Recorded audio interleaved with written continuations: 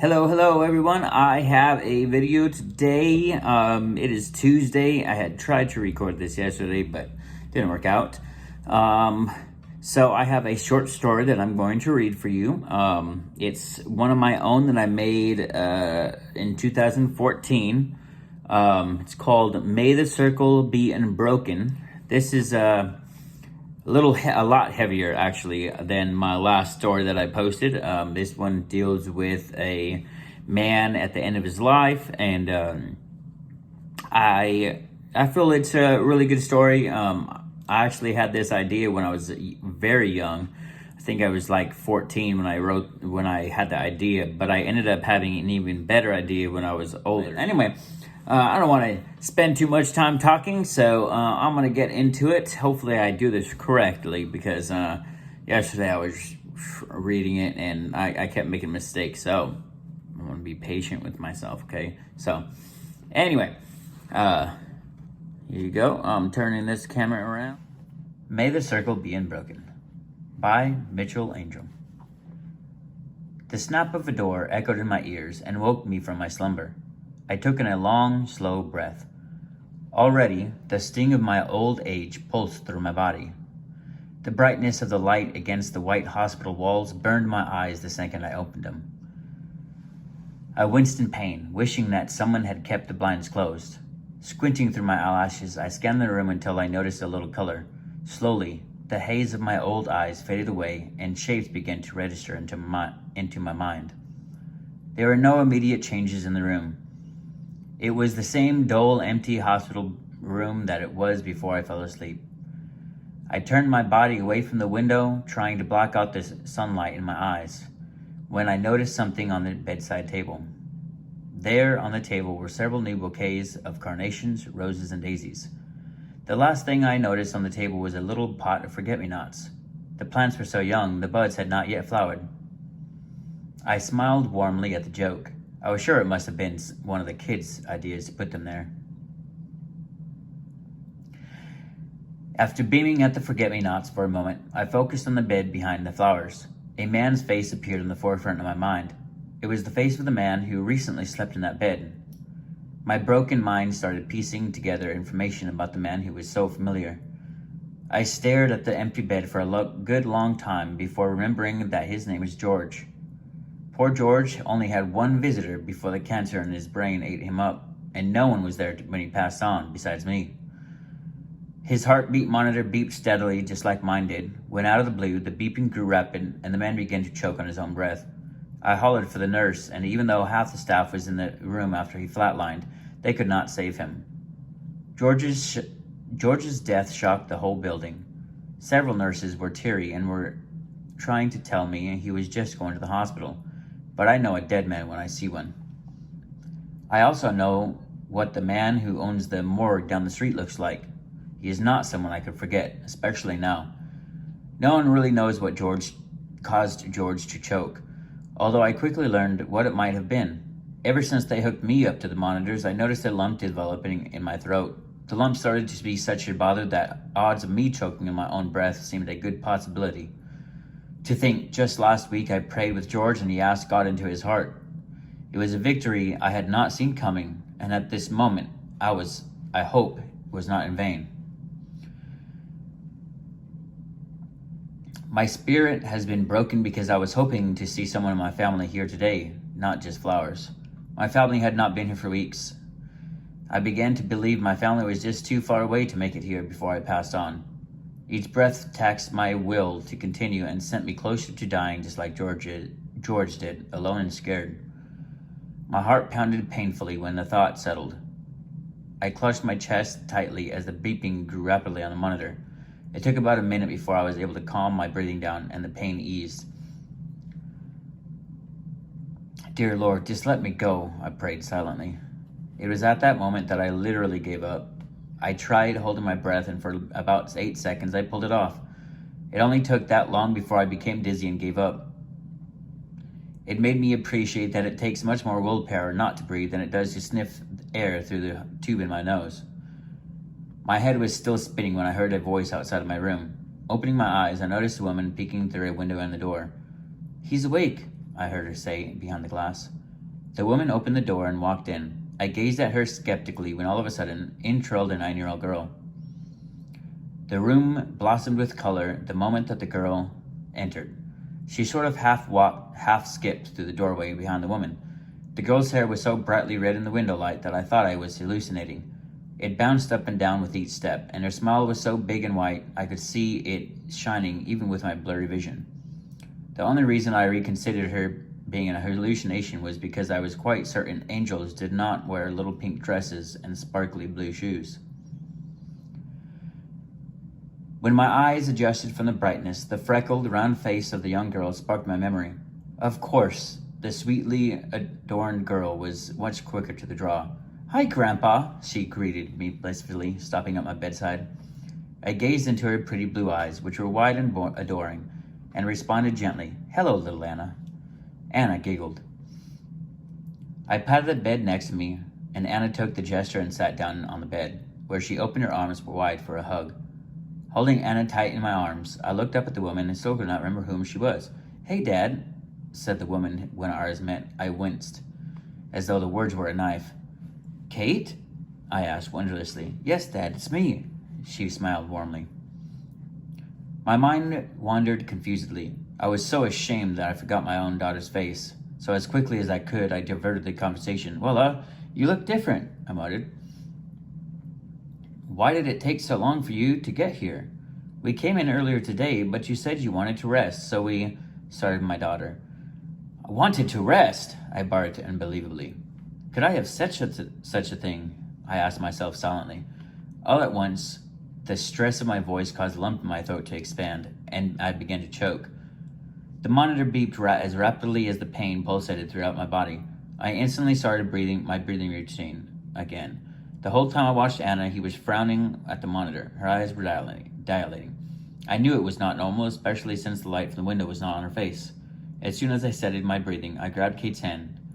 She faced me, attempting to smile before her lip quivered and dropped. "Shut that machine off," I instructed her. "I don't think I can," she started saying. "Turn it off," I demanded. "It is scaring Anne." My daughter turned to Anna and understood. She rose from her chair, slowly walked to the other side of the bed, and then unplugged the machine. She returned at a snail's pace back to her chair and sat down, hiding her face in her hands. About a minute later, a nurse came rushing in with one of her trusty CNAs. From their expressions, I could tell they were shocked to see my daughter and granddaughter. Apparently, the staff was very busy since they did not see my family coming to the front door. The nurse came around and asked why the monitor was unplugged. I told them why and let them understand I did not want to go if my family could not be with me, so I had best not wait. My daughter explained the circumstances and told the nurse that she was the legal guardian. "If my father wants this to be his time," my daughter's voice quivered at the words, "then that is his right." The nurse looked both sad and unsure of what to do. She took one look at Anna on the bed beside me. She smiled and waved at Anna. Anna returned the gesture. A moment later, the nurse and her assistant left the door. In the instant before the door closed, I could hear someone wailing about cold coffee. However, I no longer cared anymore about all the crazy things I have heard in this place. I was finally with my girls again, and that was the only thing I cared about, even though I was sure the doctor was being called. I turned to Anna and tapped her little nose. She was a strong girl. She beamed down at me with watery eyes. I tapped her nose again and she said, "Stop it, Grandpa." I smiled amiably at Anna, who sniffled and wiped her nose with the back of her hand. "If you weren't so precious, I could," I said. Anna smiled.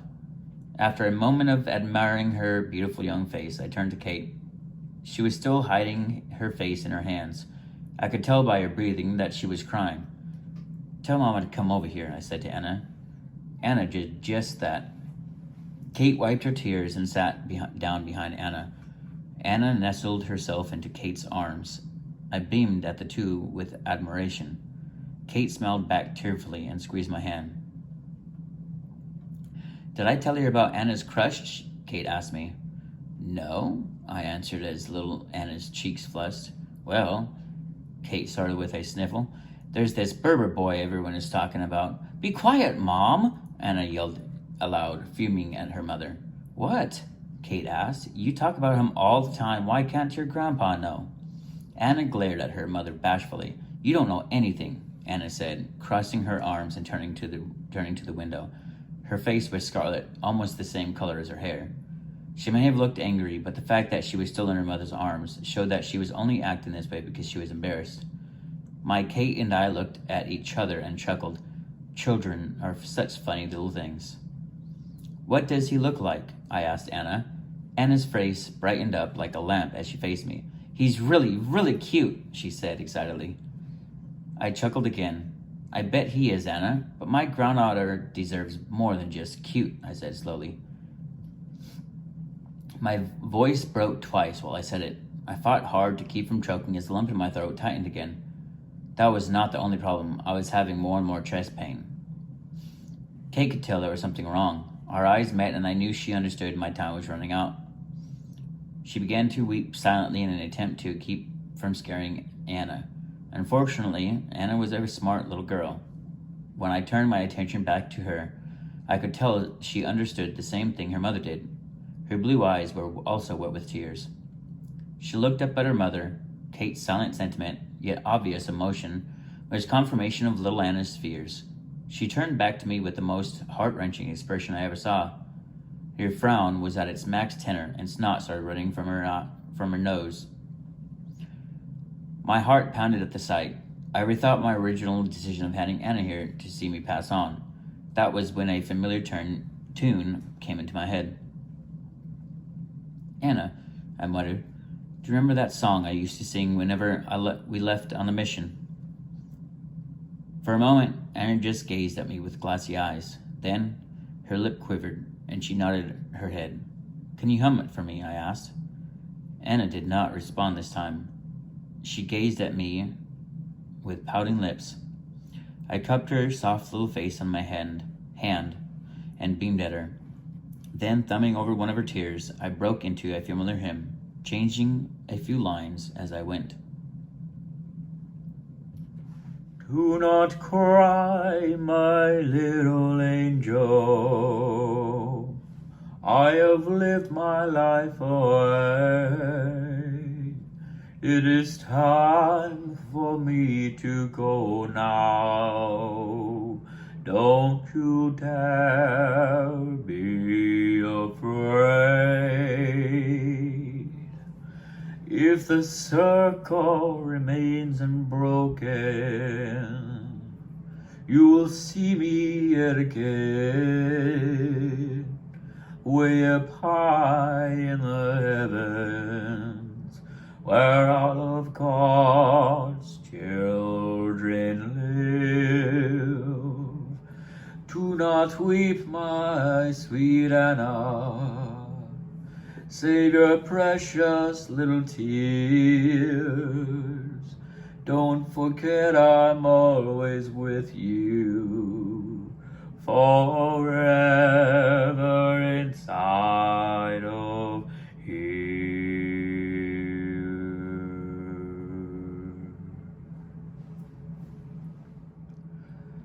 I finished the hymn and placed my hand over Anna's heart.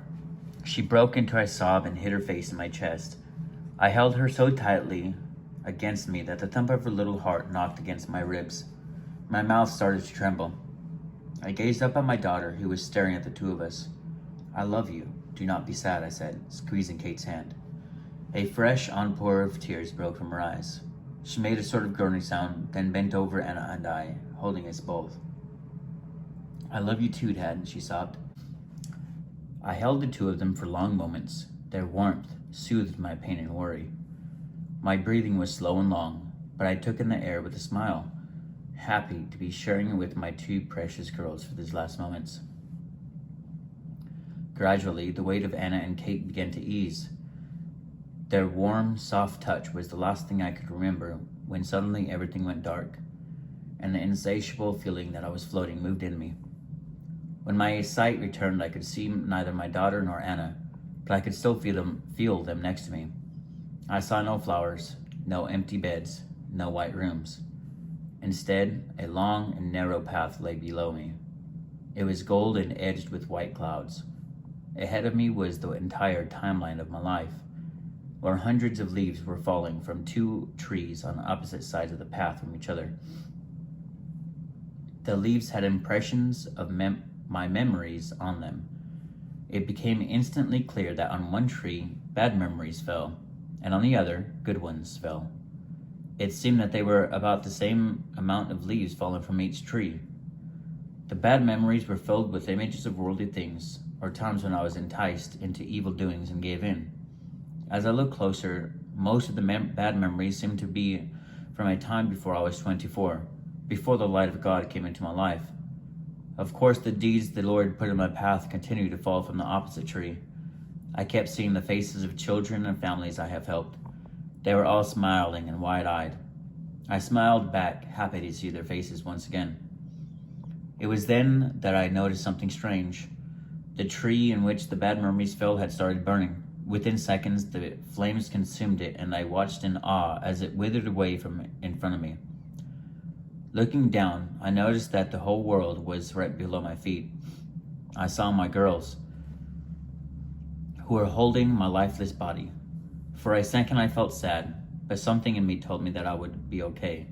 I beamed down at them. I would never miss a moment in their life. I knew that one day we would see each other again. It was then I heard the voice of God. I knew it was Him because the voice boomed all around me and inside of me. It was a comforting and beautiful sound. He said, "Turn around." Without much ado, I did what I was told. My knees collapsed with what was there. Not too far in front of me was the end of the narrow path. There, like nothing else imaginable, stood the golden gates of heaven. They were open and inviting. Beyond the gates were vast stretches of clouds and skies, and castles that continued further than the eye could see. It was outside of my imagination, and so I knew this was real.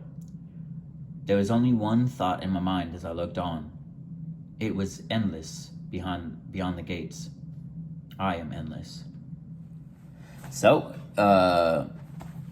that is the book. It does have a pretty good ending, but also a little bit, it's a pretty rough one. I actually cried a couple of times writing the song. And then when I started, singing it, it was, when I first wrote it, it was pretty jarring.